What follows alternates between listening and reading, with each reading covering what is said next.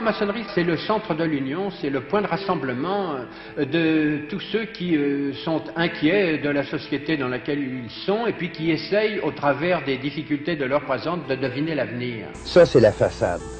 La façade sociale, la façade humaine présentée par la franc-maçonnerie. Pour beaucoup, la franc-maçonnerie, c'est avant tout un immense pouvoir. Quel est-il exactement? Ce pouvoir, il est diffus. Et en fait, il a évolué au cours de ces 200 ans, n'est-ce pas? Au XVIIIe siècle, c'était le pouvoir des idées qui, à ce moment-là, agitait le monde. La franc-maçonnerie réelle, qui part de 1776 avec le groupe des Illuminati en Bavière.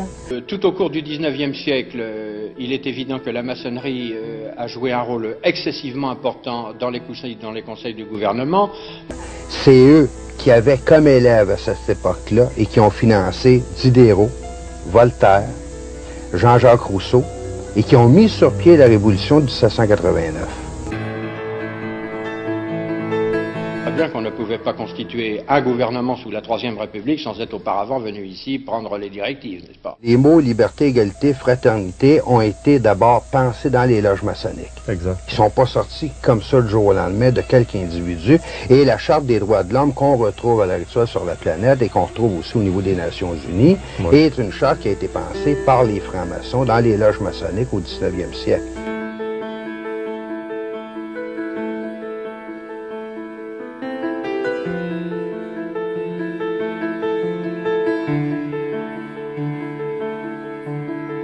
Très peu qui essaient de comprendre ce que ça veut dire. Bon, moi évidemment je parlais pas hébreu, mais quand on m'a balancé un code en hébreu, j'ai voulu savoir ce que je disais. Hein. Voilà. Quand on commence à les traduire, on se rend compte qu'on va vraiment vers quelque chose de très orienté.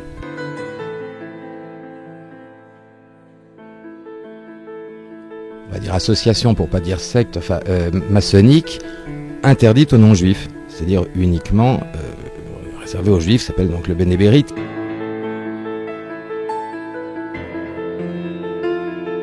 Il y a bien eu, contrairement à ce qui a été dit pendant des années, un accord entre Albert Pike, et donc entre le rite écossais ancien et accepté, et le bénébérite, et ça va même beaucoup plus loin que ça, parce qu'on a retrouvé des chartes et des preuves de tout ça.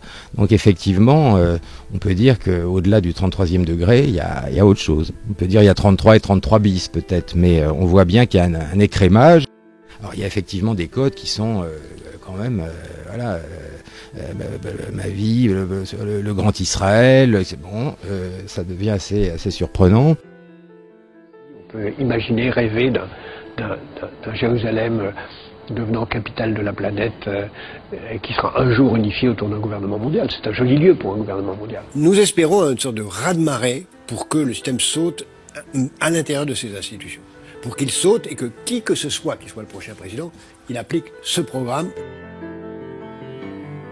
Et donc il disait qu'il fallait nous appliquer une théorie qui était le tititainment, tits pour la poitrine, et entertainment, c'est-à-dire bercer les gens, la population, avec la il disait bien la nourriture physique et mentale, c'est-à-dire bercer les gens comme un enfant sur la poitrine de sa mère, c'est-à-dire en gros nous endormir. Et je vous le dis, il y aura une révolution dans ce pays avant 2022. Et qui ont financé Diderot, Voltaire, Jean-Jacques Rousseau, et qui ont mis sur pied la Révolution de 1789. Et je vous le dis, il y aura une révolution dans ce pays avant 2022. Il y aura une révolution dans ce pays. Donc tout ce qu'on fait ici, c'est pour créer les conditions pour que cette révolution